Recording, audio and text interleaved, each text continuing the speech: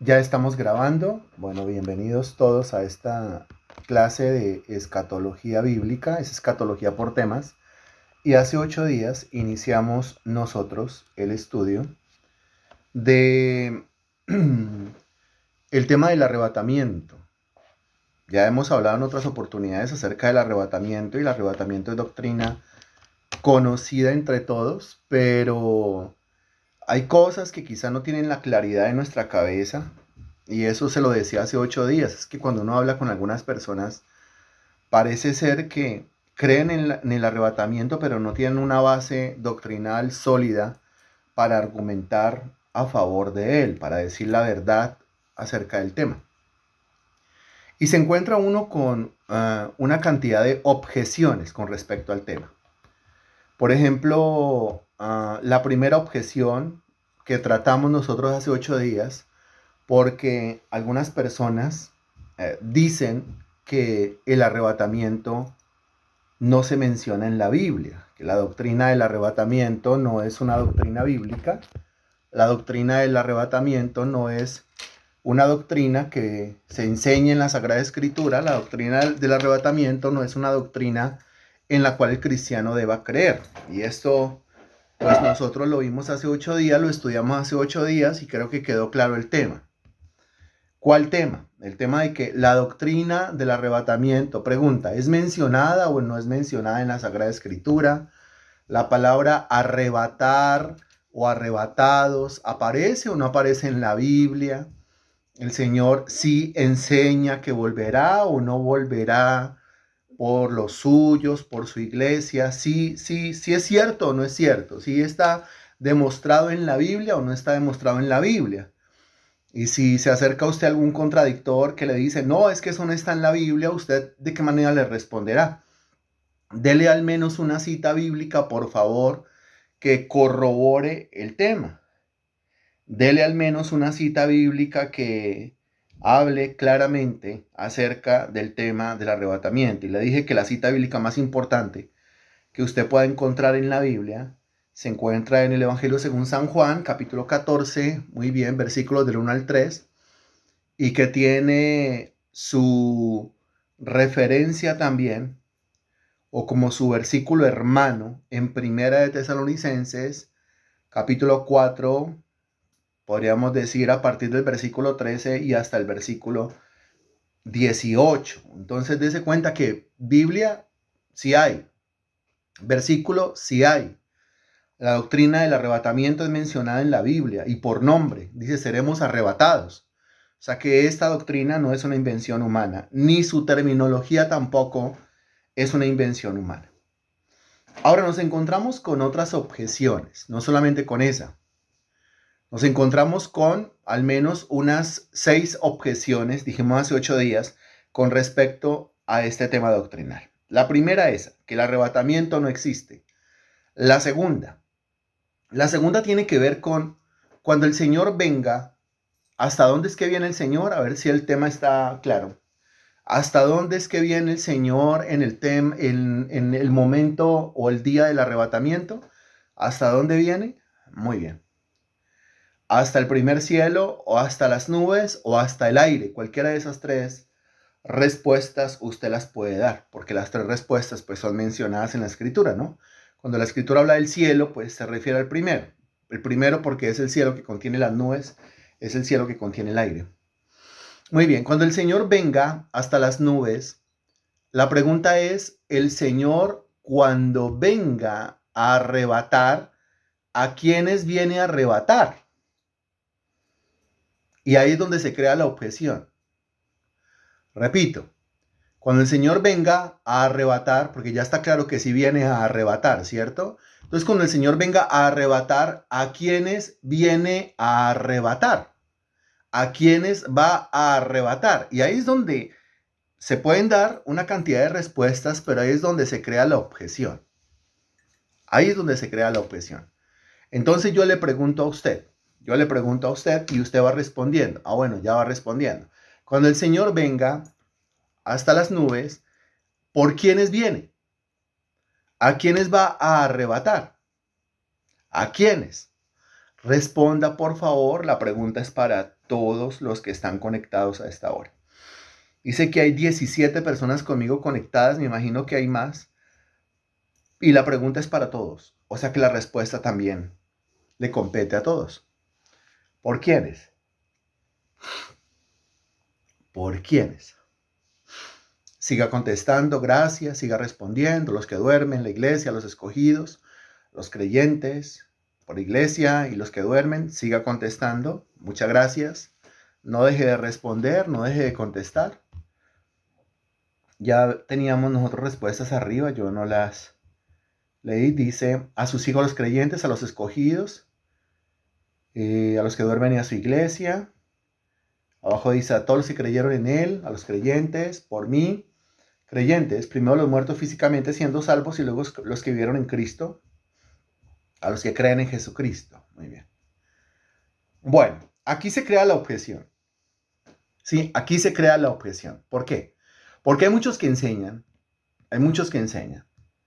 comenzando que ellos enseñan que la salvación se pierde, ¿no? Muchos que enseñan que la salvación se pierde. Otros enseñan que la salvación no se pierde. Es obvio que yo no tengo dudas al respecto del tema de la salvación, porque me he ocupado en la doctrina, la he estudiado y la he estudiado a profundidad y puedo darle varias citas bíblicas en este momento que lo corroboran, ¿no? Que corroboran que la salvación no se pierde. Por cuanto la salvación no es algo que el ser humano hace, la salvación es algo que Dios hace. La salvación es de Jehová, dice el libro de Jonás. Pero entonces, como está la confusión de que la salvación se pierde o la salvación no se pierde, y como hablaba yo alguna vez con alguien que decía, pues algunos enseñan en la misma iglesia que la salvación se pierde, y algunos enseñan en la misma iglesia que la salvación no se pierde, imagínense. Y lo terrible de esto es que cuando se le pide cita bíblica a los unos y a los otros, ninguno de los dos puede dar una cita bíblica.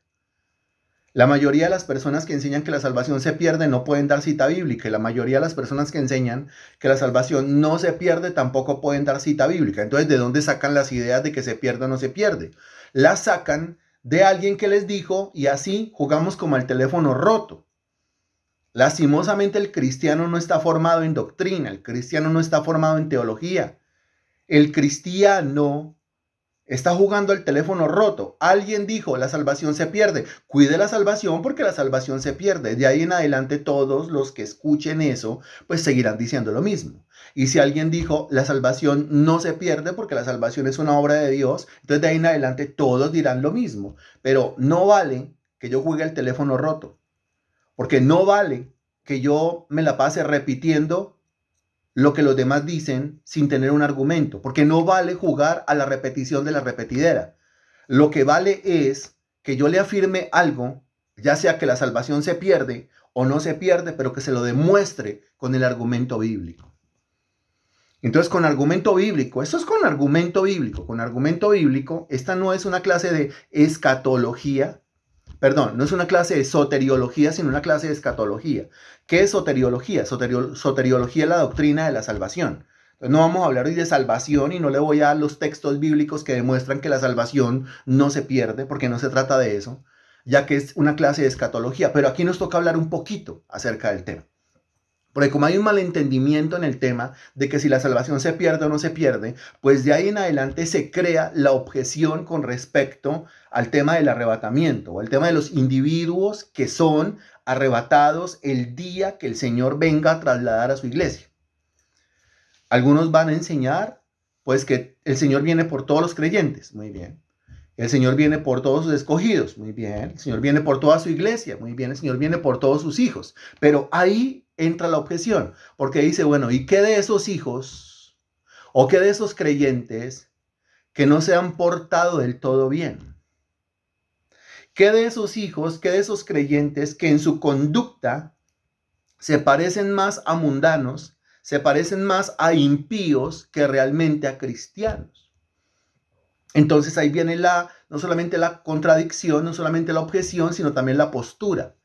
Y la postura dice entonces que el Señor viene antes de la tribulación y se lleva a los cristianos consagrados, a los cristianos avivados, a los cristianos santos, y a los otros, a los tibios, a los carnales, los deja para que sufran algo de la gran tribulación, al menos la primera mitad de la gran tribulación. Otros enseñarán, pues, que no, que el Señor viene por los otros, por el segundo grupo, al final de la gran tribulación. Como que el Señor recoge a su iglesia, pero la recoge en dos plazos. A los unos, a los más avivados, a los más consagrados, los recoge de primeras y a los otros los deja que sufran un ratico para que aprendan a comportarse bien. Esa postura se conoce como el arrebatamiento parcial. Lo contrario será un arrebatamiento completo. ¿Cómo así el arrebatamiento completo? Pues el Señor en el arrebatamiento viene por toda la totalidad de su iglesia y no se queda ninguno por fuera de ese arrebatamiento. Otros, los que enseñan el arrebatamiento parcial, pues entonces van a hablar de no, es que no, sería injusto que el Señor viniera por todos y se los llevara y se los cargara a todos a la vez, cuando ahí se van a ir unos que nunca se comportaron como creyentes, nunca se comportaron como cristianos, vivieron una vida de libertinaje, vivieron una vida completamente entregada al mundo. Entonces, en eso consiste la exposición de esta noche. ¿Será que el arrebatamiento que enseña la Biblia es un arrebatamiento completo o será que lo que enseña es un arrebatamiento parcial? Si usted apresura su respuesta, yo le voy a pedir citas bíblicas. Si tiene citas bíblicas, apresure su respuesta. Si no tiene citas bíblicas, entonces tenga ahí la respuesta, por favor, porque esto es con argumento. Esto es con versículo. Esto es con la capacidad de ir a la Biblia, abra capítulo, libro y versículo y lea y dése cuenta por usted mismo. Bueno, de lo primero que tenemos que hablar acá, yo voy a ir exponiendo una serie de argumentos y usted solo va llegando a la conclusión. El primer argumento que yo le expongo es el siguiente. Cuando Cristo murió en la cruz del Calvario, murió por sus escogidos. Eso es lo que enseña la Sagrada Escritura.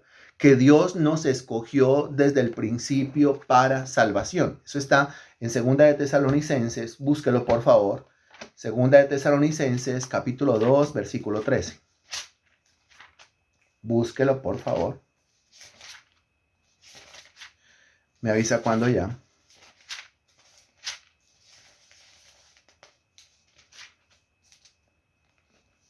Me avisa cuando ya. 2 de Tesalonicenses, capítulo 2, versículo 13. ¿Alguien más que me diga ya, por favor? Bien. Dice, pero nosotros debemos dar siempre gracias a Dios respecto a vosotros, hermanos amados por el Señor, de que Dios os haya escogido desde el principio para salvación.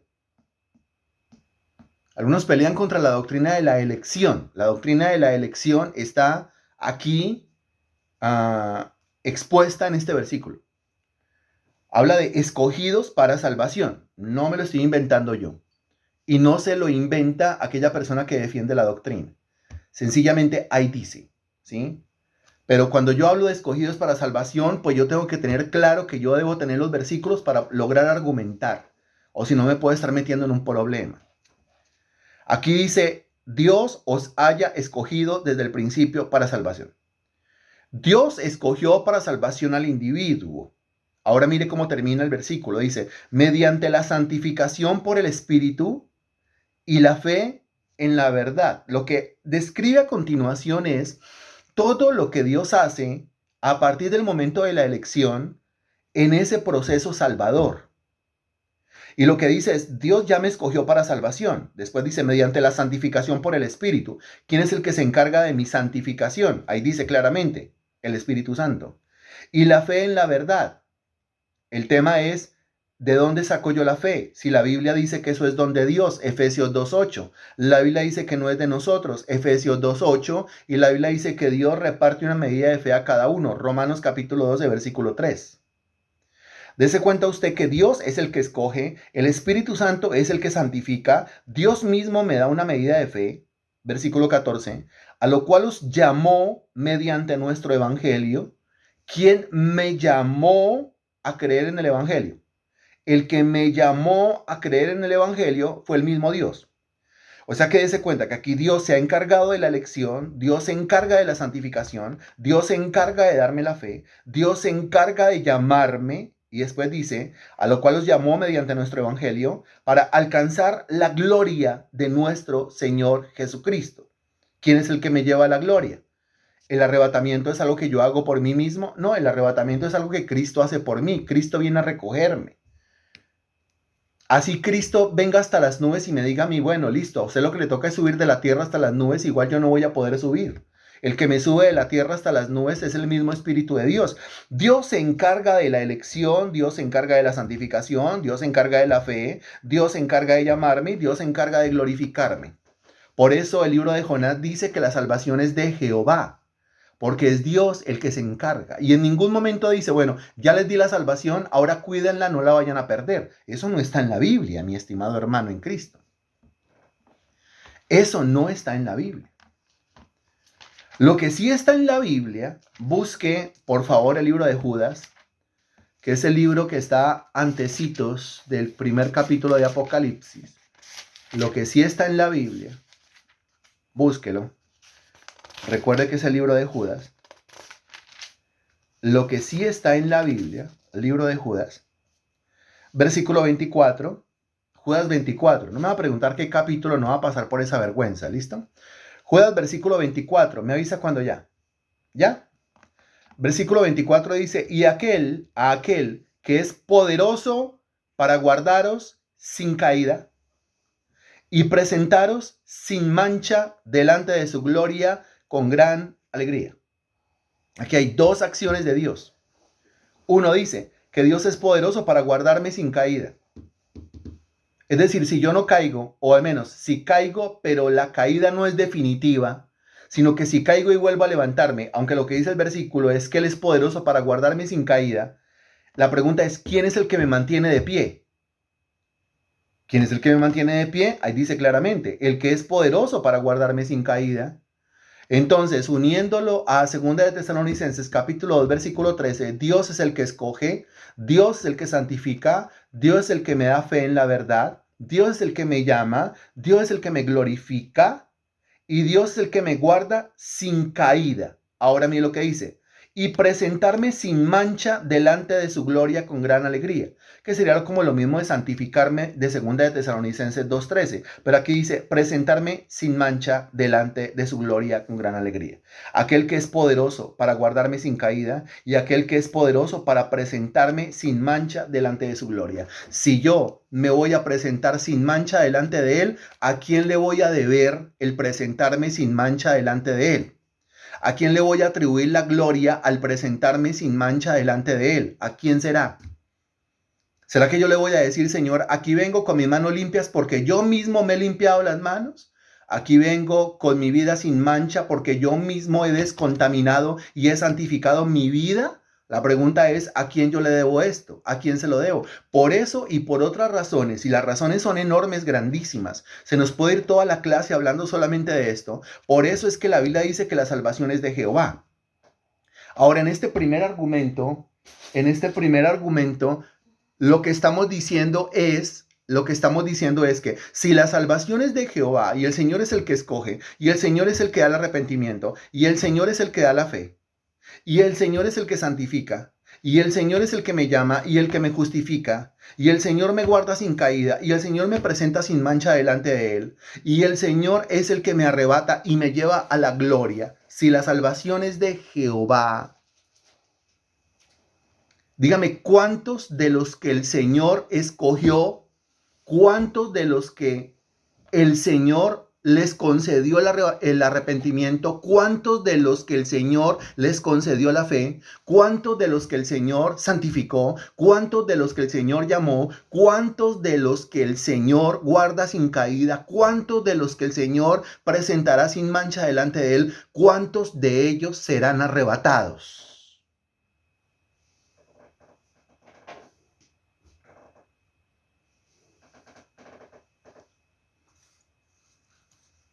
¿Cuántos? Creo que la respuesta es obvia, ¿cierto? La respuesta es obvia, sumamente clara. ¿Cuántos de ellos serán arrebatados? La respuesta es todos, punto. ¿Quién lo está entendiendo bien? ¿Quién lo está entendiendo? ¿Para quién está claro? Ese es el primer argumento. ¿Cuántos? Todos. Todos. Muy bien, todos. Bueno, ¿y el otro grupo? ¿Cuál es el otro grupo? Entonces me está hablando del grupo de los que no se portaron bien, pero un momento, que es que el portarse bien está hablando es de la santificación que el mismo Espíritu Santo hace.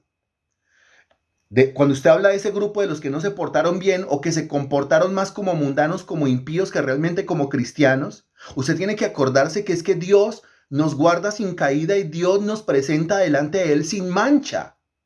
O sea que cuando usted está hablando de ese grupo fantasioso, porque es producto de la fantasía, ese grupo de cristianos, estoy hablando fantásticamente, ese grupo de cristianos fantásticos que no se están comportando bien, porque no están siendo santificados, esto es fantasía. Grupo de cristianos que no están siendo santificados, fantasía. Grupo de cristianos que no serán presentados sin mancha delante de Él, fantasía. ¿Por qué? Porque todos los cristianos somos santificados. Todos los cristianos somos presentados sin mancha delante de Él. Entonces aquí hay algo muy claro.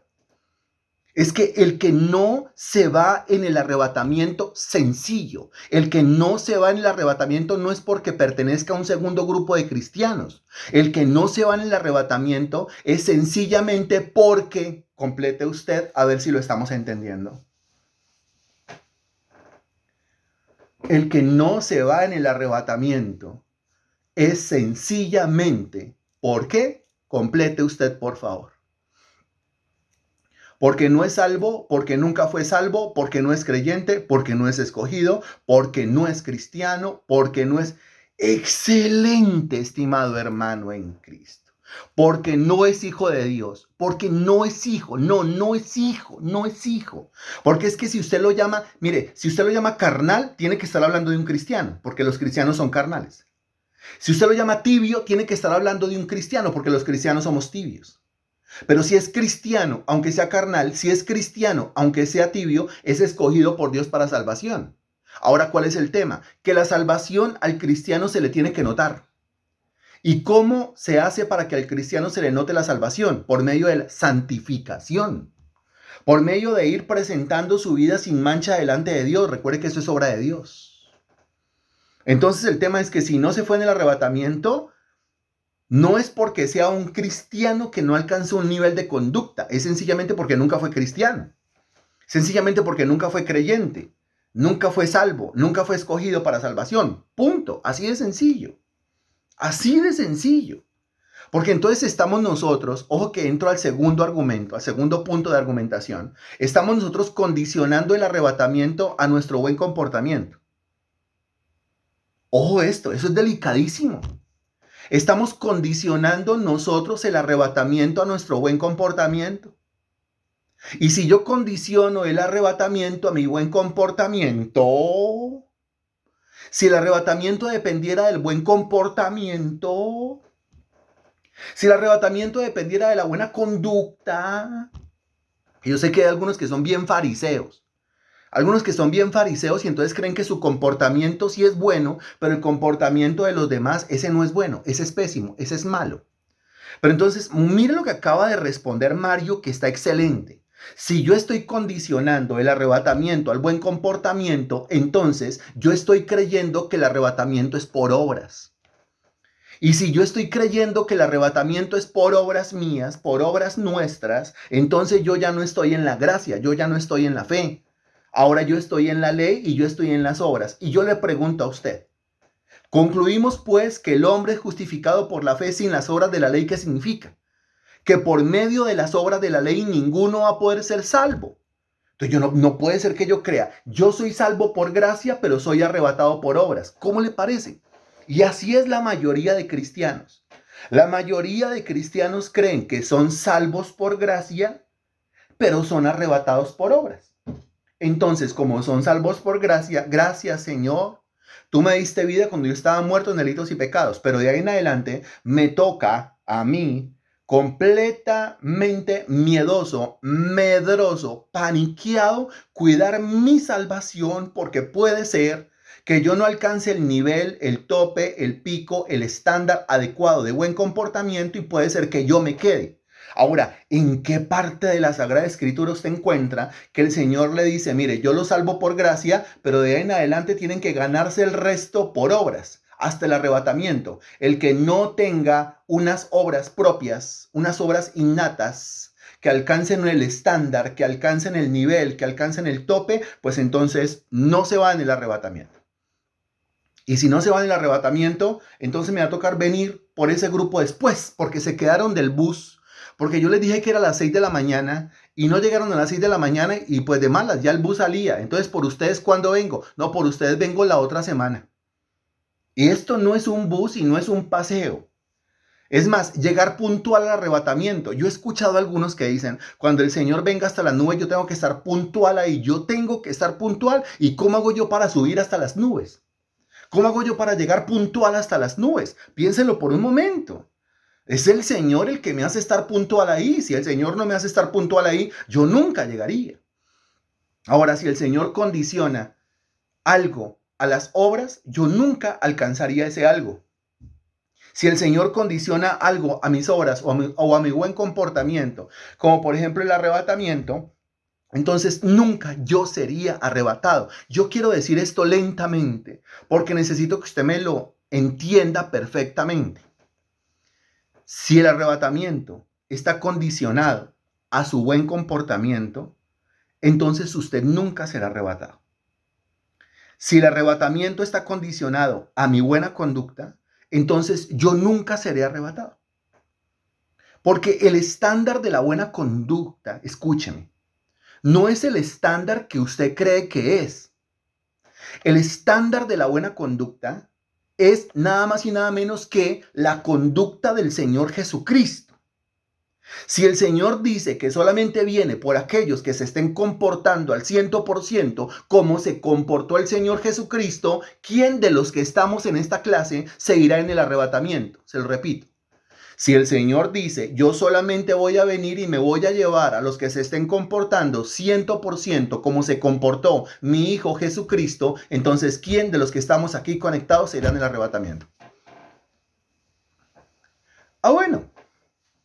Dese cuenta. Por eso la Biblia dice en Romanos capítulo 12, versículo 1, que el culto tiene que ser racional. Entonces póngale razón al asunto, póngale lógica al asunto, lógica bíblica, y se va a dar cuenta que yo no puedo estar creyendo que... Mire, alguna vez hablé con una cristiana que me dijo, bueno, listo, yo me arrepentí de mis pecados y yo creo en el Evangelio. Eso es mucho decir, ¿no? Porque los cristianos que dicen yo me arrepentí de mis pecados y yo creí en el Evangelio lo dicen como si verdaderamente ellos solitos se hubiesen arrepentido de sus pecados y ellos solitos hubiesen creído en el Evangelio. Cuando hablamos nosotros del arrepentimiento, recuerde que es algo que Dios concede. Y cuando hablamos nosotros del creer, recuerde que es algo que Dios dispensa. Dios concede el arrepentimiento y Dios dispensa una medida de fe. O sea que más bien nosotros tendríamos que, en lugar de decir, es que yo me arrepentí de mis pecados, lo que tendríamos que decir al dar una respuesta completa es, Dios ha permitido en su gracia que yo me arrepienta al concederme Él la capacidad de arrepentirme. Así queda clarito. Y cuando hablamos de la fe, Dios ha dispensado en mi vida una medida de fe por medio de la cual yo he podido creer en el Señor Jesucristo y en el Evangelio. Eso es distinto, ¿no? Eso es distinto, eso es diferente, completamente diferente. Pero entonces volvíamos al caso. Este cristiano dice, listo, es que yo me arrepentí de mis pecados, ¿sí? Y yo creí en el Evangelio. Ok. De ahí en adelante, ¿yo qué tengo que hacer? De ahí en adelante yo lo que tengo que hacer es seguir creciendo en la gracia. Eso dice la Biblia. Crecer en la gracia y en el conocimiento de nuestro Señor Jesucristo. ¿Qué es eso de crecer en la gracia? Crecer en la gracia es entender que si al principio para Dios hacerme salvo me tuvo que regalar cosas, o sea, me tuvo que dar un regalo inmerecido, pues crecer en la gracia de ahí en adelante es seguir creyendo que absolutamente todo lo que yo tengo, absolutamente todo lo que yo soy, absolutamente todo lo que he recibido, lo sigo recibiendo por el mismo medio, es decir, por la gracia. Todo es tuyo, Señor, y de lo recibido de tu mano yo te doy. Cuando usted ve a un cristiano que es aventajado, que está adelantado, un cristiano que es maduro, eso es por obra de la gracia. El mismo apóstol Pablo dijo, es que yo he trabajado más que todos los demás apóstoles juntos. Y termina diciendo, pero no yo, sino la gracia de Dios conmigo. La gracia de Dios conmigo. Si usted ve a un cristiano que sea muy inteligente, no es por él, es porque Dios le ha dado inteligencia. ¿De acuerdo? Si usted ve a un cristiano que sea sabio, pues no es por él, es porque Dios le ha dado sabiduría. Si usted ve a algún cristiano cargado de dones espirituales, pues no es por él, porque ¿quién es el que da los dones espirituales? Eso usted ya lo sabe bien. De manera que todo se lo debemos a él por gracia. La vida cristiana es una vida de gracia. Ni un solo punto es una vida de obras. Ni un solo punto de la vida cristiana o del desarrollo de la vida cristiana es bajo las obras de la ley. Mucho menos el arrebatamiento. Si usted fue salvado por gracia, pero le toca ganarse el arrebatamiento, después de lo que acabo de decir, pregunta, ¿se siente usted capacitado para ganarse el arrebatamiento? Cosa que el día que usted sea arrebatado le ponga la cara a Jesucristo y le diga, yo me lo gané, estoy aquí por mí, estoy aquí en las nubes por mí. ¿Sí? ¿Quién se siente capacitado para ganarse el arrebatamiento? ¿Quién?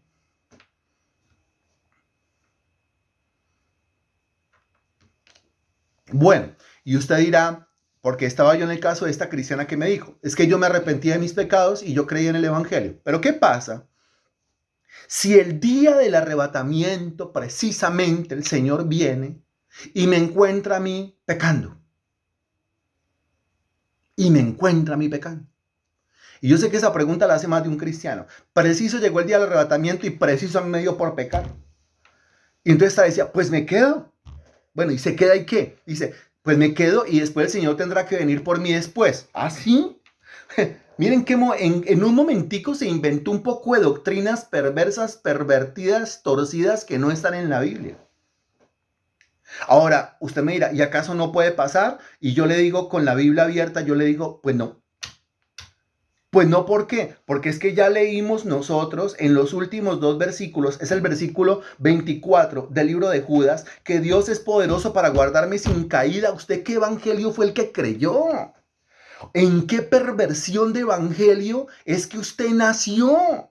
En la iglesia esa por allá donde estuvo, en esos estudios que usted tuvo, ¿qué fue lo que le metieron en la cabeza? Compórtese bien, pero ojo, o sea, uno realmente nunca va a estar seguro de absolutamente nada con esos evangelios pervertidos. Porque si Cristo viene en este momento y preciso yo estoy pecando, ahora, pregunta, ¿Cristo viene y ese día yo habré pecado? ¿Qué dice usted? La pregunta lógicamente no es para ningún santurrón. La pregunta es para un cristiano racional.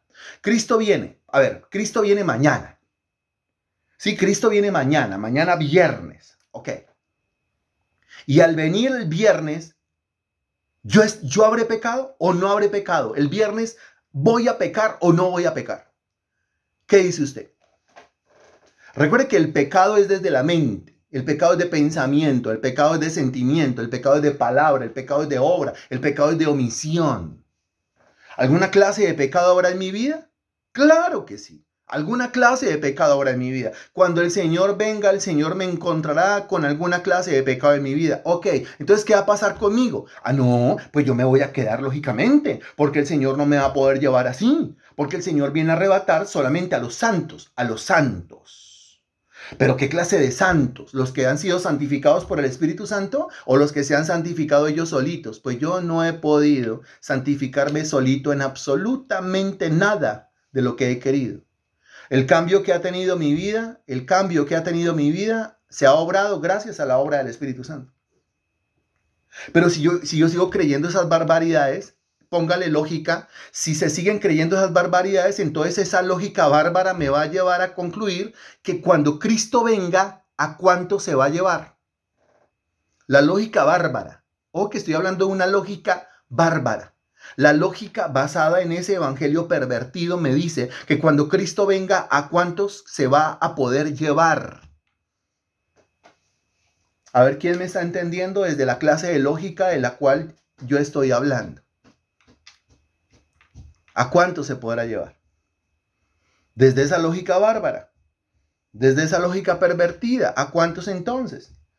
Porque si el Señor no viene a recoger a ninguno que esté practicando el pecado, a ninguno que esté pecando ese día, pues entonces ¿a cuántos se va a poder llevar? Pues a ninguno.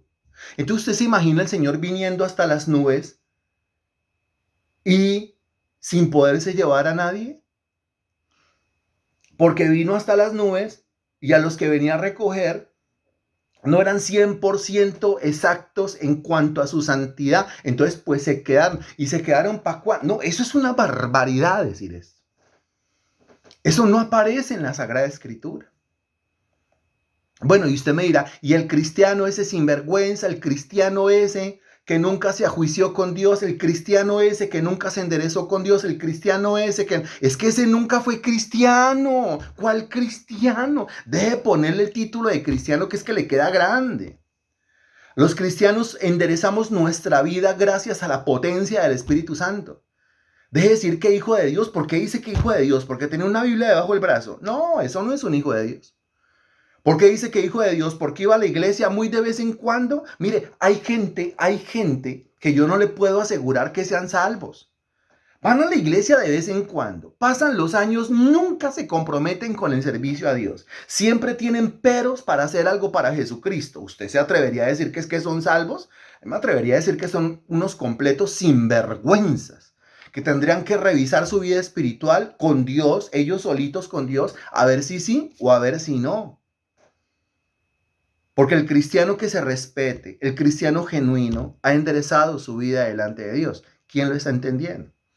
Es que el cristiano es la luz del mundo, lo dijo Cristo. El cristiano no es tinieblas. El cristiano es la sal de la tierra, ¿sí? El cristiano tiene unas características bien especiales. ¿Se notan esas características en su vida? Pues gloria a Dios, entonces usted es salvo. Si usted no tiene esas características en su vida, pues entonces usted no es salvo, ya, punto. Digámoslo así, de frente. Entonces, ¿qué tiene que hacer? Pues dóblese de rodillas ya inmediatamente donde está y pídale a Dios misericordia. Porque si usted sigue creyendo que siendo medias tintas, usted es hijo de Dios, pues está totalmente equivocado. Si sigue creyendo que en medio de esa ambivalencia usted es creyente hijo de Dios, está totalmente equivocado. No, porque la Biblia habla de firmeza, la Biblia habla de fortaleza. ¿Se acuerda que la Biblia dice todo lo puedo en Cristo que me fortalece? O sea, el cristiano tiene otra característica distinta que no es precisamente el ser enclenque. Es que a nosotros nos enseñaron que sí, por nuestra humana debilidad, pero cuando Pablo habla de la humana debilidad, allá en Romanos capítulo 7, se está refiriendo a otra cosa completamente diferente y no a la ambivalencia, no a la falta de carácter en la cual andan algunos, que nunca se deciden por nada. Nunca se puede contar con uno de ellos. Nunca. Pero para absolutamente nada. Usted no sabe si van el domingo, usted no sabe si ellos puedan servir, usted no sabe si puede contar con una ofrenda, usted no sabe pues, si puede contar con un diezmo, con un aporte económico. O sea, con ello usted va como deshojando margaritas. ¿Será que sí le sirve, no le sirve? Si le sirve, no. ¿Será que se va a ofrendar, no va a ofrendar? ¿Será que se va a congregar, no se va a congregar? ¿Será que va a seguir predicando, no va a seguir congregando? Porque sí, porque son cristianos. No, no son cristianos, perdóneme. O sí, son catalogados como cristianos, pero de gelatina. Realmente no son cristianos. ¿Sí? Son cubitos de azúcar. Realmente no son cristianos. No, no lo son. Y son vergüenza para el reino de Dios. Seguimos argumentando. Cuando yo digo que el Señor viene por unos antes de la gran tribulación y por otros después, o sea, el arrebatamiento parcial, yo estoy negando una doctrina fundamental en la Biblia. Esa doctrina fundamental se llama la del cuerpo de Cristo, que es la misma doctrina de la iglesia. Eso se llama eclesiología, que es la doctrina que habla acerca de la iglesia desde el punto de vista de la Biblia. ¿Qué es la iglesia? Recuerde usted que hay varias metáforas en la Biblia para hablar de la iglesia, pero una de ellas, la más importante, de las más importantes, es la que compara a la iglesia con un cuerpo. Sí lo he leído, ¿no es cierto? El cuerpo. Se dice que la iglesia es el cuerpo de Cristo y eso está en la Sagrada Escritura. Se encuentra en 1 Corintios 12, búsquelo por favor, busquémoslo todos, 1 Corintios capítulo 12, versículo 12, 1 Corintios 12, 12, me avisa cuando ya, por favor. Recuerde que 1 Corintios capítulo 12, versículo 1 dice, no quiero, hermanos, que ignoréis acerca de los dones espirituales. 1 Corintios 12, 13 y 14 son los tres grandes capítulos que exponen los dones. Y en 1 Corintios 12, versículo 12, se habla de un cuerpo. Se habla de un cuerpo. Quiere decir, usted puede tener unos dones, yo tengo otros dones, todos tenemos diferentes dones, pero no se nos olvide que de todos modos hacemos parte del mismo equipo. ¿Qué equipo? El mismo cuerpo. ¿Cuál cuerpo? El cuerpo de Cristo. ¿Cuál cuerpo de Cristo? Pues la iglesia. El versículo 12 dice, porque así como el cuerpo es uno y tiene muchos miembros, pero todos los miembros del cuerpo, siendo muchos, son un solo cuerpo, así también Cristo. Si yo le digo a usted, con base en 1 Corintios 12, 12, que Cristo en el arrebatamiento viene por su iglesia, pues lo que le estoy diciendo es que Cristo en el arrebatamiento como cabeza de la iglesia viene por su cuerpo. Y si Cristo en el arrebatamiento de la iglesia viene por su cuerpo, la pregunta es, ¿cuántos miembros de su cuerpo se van a quedar en el arrebatamiento? ¿Cuántos miembros de su cuerpo, que son la iglesia, se va a quedar en el arrebatamiento? ¿Cuántos? Póngale lógica al asunto. Póngale lógica al asunto. ¿Será que se le va a quedar una mano? ¿Será que se le va a quedar un pie? ¿Será que se le va a quedar un brazo? ¿Será que se le va a quedar un riñón? ¿Será que se le va a quedar un ojo, una nariz? ¿Será que se le va a quedar una oreja? ¿Qué cree usted? Vuelvo a leer el texto. Así como el cuerpo es uno y tiene muchos miembros, pero todos los miembros del cuerpo, siendo muchos, son un solo cuerpo, así también Cristo.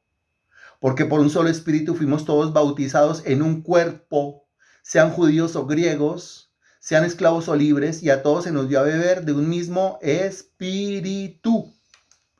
Versículo 14. Además, el cuerpo no es un solo miembro, sino muchos. Entonces pregunta, ¿cuántos miembros del cuerpo de Cristo van a ser arrebatados? Pues todos los miembros del cuerpo de Cristo.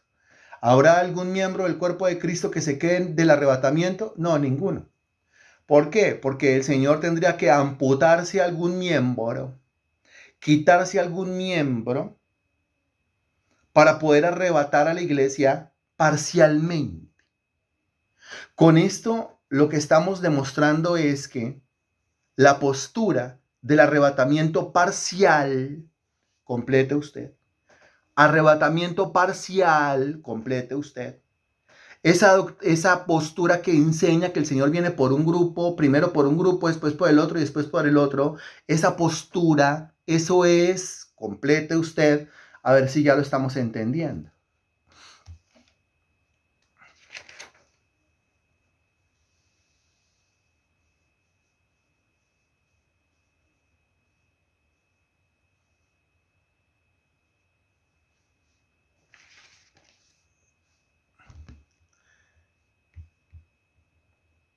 A ver, yo leo. Dice, esa postura no existe. Esa postura no es bíblica ni lógica. Esa postura va contra la doctrina del cuerpo de Cristo. Esa postura es una herejía. Esa postura es un error. Esa postura es falsa. Exacto. Esa postura es falsa. Entonces, el que enseña el arrebatamiento no existe, no es mencionado en la Biblia y no debería creerse ni enseñarse. Está equivocado. Ya vimos los versículos hace 8 días. Ahora, segunda postura. Yo creo en el arrebatamiento, pero creo en el arrebatamiento parcial. El Señor viene por unos, los más santos primero, y los otros los deja charruscándose por allá durante la gran tribulación para que aprendan santificación y cuando ya estén listos, ahora sí se los lleva, ahora sí se los carga. Pues es falso. La Biblia no enseña arrebatamiento parcial. La Biblia enseña arrebatamiento completo. Entonces, primero, el arrebatamiento sí existe. Segundo, la postura correcta, la doctrina correcta no es el arrebatamiento parcial, sino el arrebatamiento completo. El Señor viene por todos los miembros que conforman su cuerpo. Ahora, ¿usted es miembro del cuerpo de Cristo?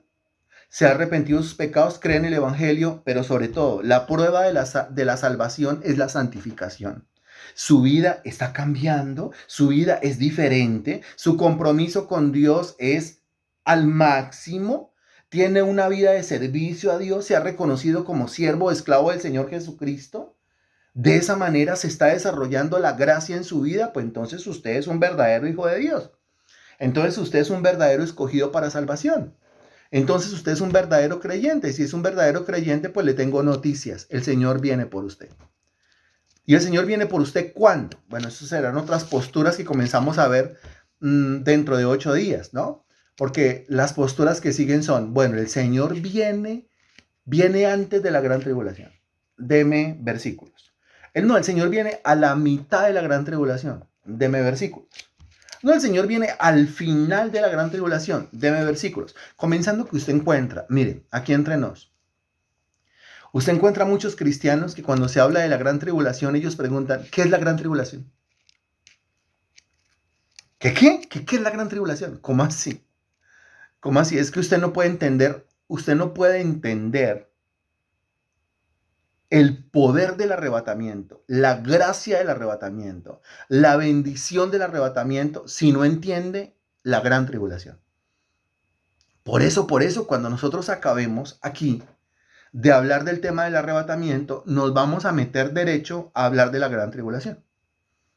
Porque somos arrebatados, el Señor nos saca de aquí, nos saca de la tierra, pero ¿por qué me saca de aquí si estoy tan contento? Primero, me saca de aquí porque no estoy tan contento.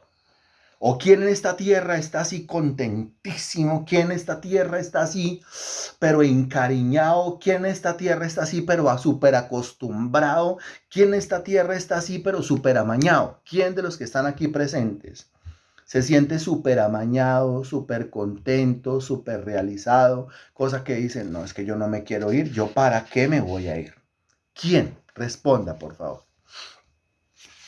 Si hay alguno súper amañado, pues diga yo estoy súper amañado y la verdad, a mí no me gustaría que el Señor me llevara en el arrebatamiento. Bien. No, pues yo no estoy amañado. Entonces, primero que el Señor me saque de acá, porque es que las cosas no van bien, las cosas no están bien. Entonces, que me saque de esta situación en la cual las cosas no están bien. Ok. Pero la cuestión es que las cosas se van a poner peor y mucho peor.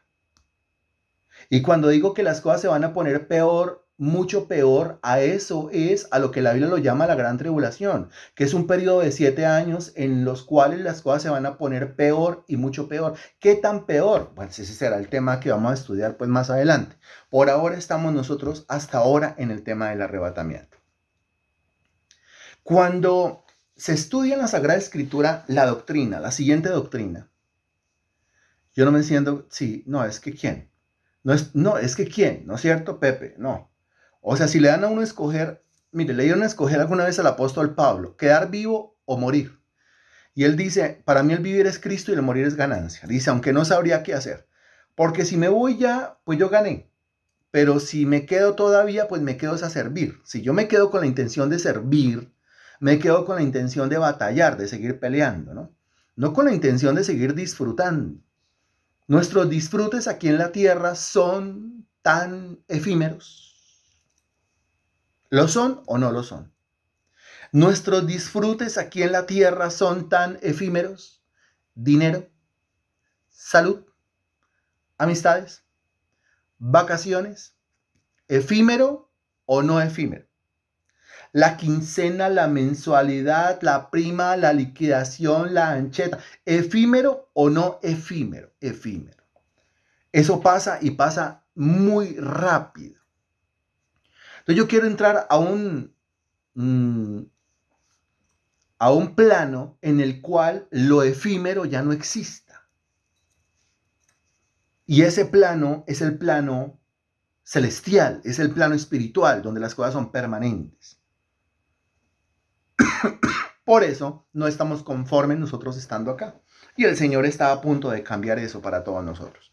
Estaba yo diciendo, cuando hablamos de la doctrina, otra doctrina, la doctrina de la resurrección de los muertos, ¿también es doctrina o no es doctrina? Se lo enseñaron a uno desde el credo de los apóstoles. A propósito, el credo de los apóstoles es bíblico. No porque usted encuentre ahí en la Biblia un capítulo que contenga el credo de los apóstoles, sino porque cada línea del credo de los apóstoles es tomada de diferentes textos bíblicos. Ese es un credo sano. El que dice, creo en Dios Padre Todopoderoso, Creador del cielo y de la tierra. Creo en Jesucristo, su único Hijo, nuestro Señor, que fue concebido por obra y gracia del Espíritu Santo. Ese credo es bíblico, ¿o no? Cada parte de ese credo es bíblico. Y hay una parte que dice, yo creo en la resurrección de los muertos. ¿Usted cree en la resurrección de los muertos? Hace 8 días revisamos unos versículos que tenían que ver con eso. ¿Usted cree en la resurrección de los muertos? Pues usted es bíblico, doctrinal. Si no cree en la resurrección de los muertos, pues hay que estudiar. ¿Por qué dice este texto? 1 Corintios capítulo 15, el versículo 51, dice así. He aquí os digo un misterio, no todos dormiremos, pero todos seremos transformados. En un momento, en un abrir y cerrar de ojos, a la final trompeta, porque se tocará la trompeta y los muertos serán resucitados incorruptibles y nosotros seremos transformados. Hasta el momento hemos hablado de el Señor viene en el arrebatamiento y qué hace con los que estamos vivos. Unos dicen, bueno, de los que están vivos se dividen en 2 grupos, los que se han portado bien y los que se han portado mal. Eso es una mentira. Pero ahora, ¿y qué pasa con los que están muertos? Pues entonces al Señor le tocará hacer la misma selección. Porque hay muertos, entonces, según esta doctrina perversa, hay cristianos muertos, ¿sí? Y ellos murieron siendo muy buenos y otros cristianos muertos que murieron siendo no tan buenos. Entonces, ¿qué va a pasar? Pues que en el arrebatamiento el Señor a los cristianos muertos que murieron siendo muy buenos, pues los va a resucitar y se los va a llevar. Y a los otros, a los que murieron siendo no tan buenos, pues entonces los va a dejar muertos todavía un rato más. ¿Eso en dónde está en la Biblia, dígame? Usted que ha leído la Biblia, dígame dónde está en la Biblia. Mientras que usted me va respondiendo, yo vuelvo y le hago el planteamiento para que le quede claro. Hasta el momento nosotros hemos hablado de los cristianos que estarán vivos en el momento del arrebatamiento. Algunos equivocadamente dicen, esos cristianos que estarán vivos en el momento del arrebatamiento se dividen en 2 grupos. Los cristianos que están vivos y se han portado muy bien y los cristianos que están vivos que no se han portado tan bien. Entonces el Señor viene y se lleva a los cristianos que se han portado muy bien y a los que no se han portado tan bien, el Señor no se los lleva en el arrebatamiento, sino que los deja y se los lleva en otro momento. Eso no es cierto, eso no está en la Biblia, en ninguna parte se enseña. Ahora aquí, en este argumento, pues hablamos de los cristianos muertos, no de los vivos, sino de los muertos, los que murieron creyendo en el Señor Jesucristo.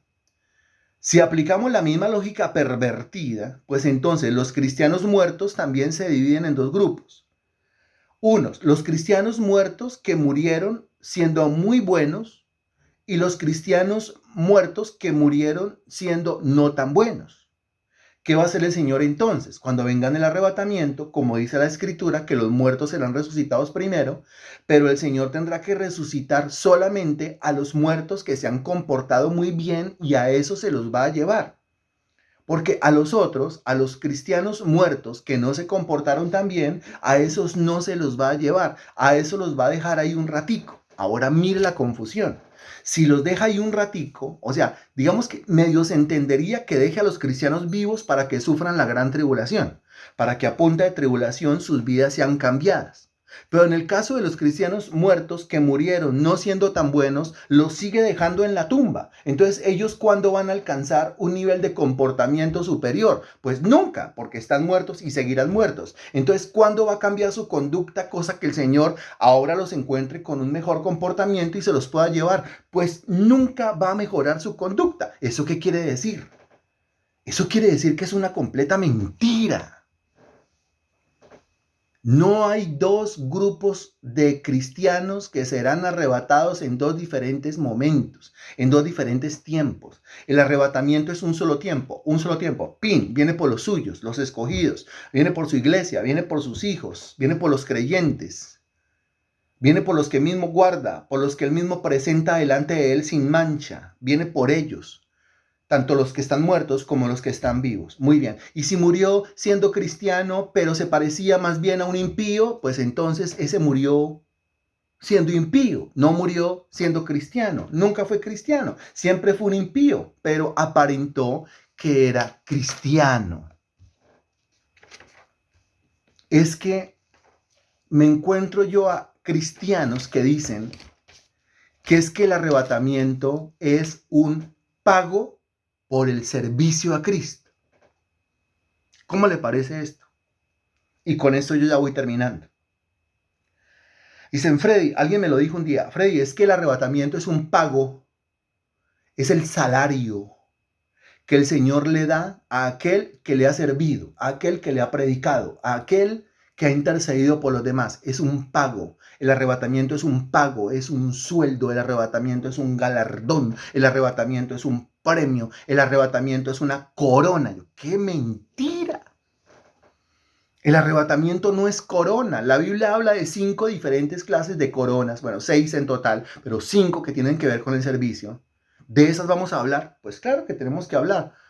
En estos días vamos a hablar de ese tema. Pero en ninguna parte se dice que una de esas coronas tenga que ver con el arrebatamiento.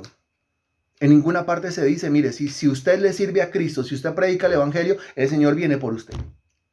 Ahora, se sobreentiende que el Señor viene por una iglesia que está santificada y en el proceso de santificación yo estoy predicando el Evangelio. Eso es muestra de que yo soy una persona salva. Pero que yo me gane el arrebatamiento como un premio o como un galardón es una completa mentira. ¿Se da cuenta usted la cantidad de baches, la cantidad de zonas negras, la cantidad de ignorancia que hay con respecto al tema del arrebatamiento? Ignorancia producida por la falta de conocer la Biblia. Ignorancia producida por jugar al teléfono roto. Es que Freddy me dijo, entonces yo voy y le digo a todos los demás. No es lo que Freddy le diga. Es lo que la Biblia dice. Por eso esto es contexto en mano. Eso es llevando a la gente a que abra la Biblia y escriba allá y memorícelo. Con eso dentro de 8 días, cuando yo a usted le pregunte, ¿el arrebatamiento es completo o es parcial? Usted me dirá, el arrebatamiento es completo. Y si yo le pido, deme un argumento, usted estará listo para presentar un argumento. Bendito Dios, Rey de la Gloria, te damos infinitas gracias por tu palabra predicada hoy. Gracias, bendito Señor, por sacarnos de las dudas y por traer certeza y convicción a nuestros corazones. Te doy gracias, Señor, por aclararnos esta doctrina fundamental para nosotros, porque es lo que estamos esperando todos, el arrebatamiento. El traslado de la iglesia, el ser llevados de acá, lo anhelamos con todo el corazón, Señor. Lo anhelamos porque no estamos contentos, no estamos conformes estando acá. Y lo anhelamos, mi Dios, porque esto se va a poner peor, Señor. Y nosotros no vamos a estar acá, Señor Dios, cuando eso suceda. Te pedimos, Señor Dios, como lo enseña el libro de Apocalipsis, el Espíritu y la esposa dicen, ven. Por eso te pedimos, ven, Señor Jesús. Queremos esta doctrina, amamos esta doctrina, la creemos y la divulgamos. En el nombre del Señor Jesús. Amén y gracias a Dios.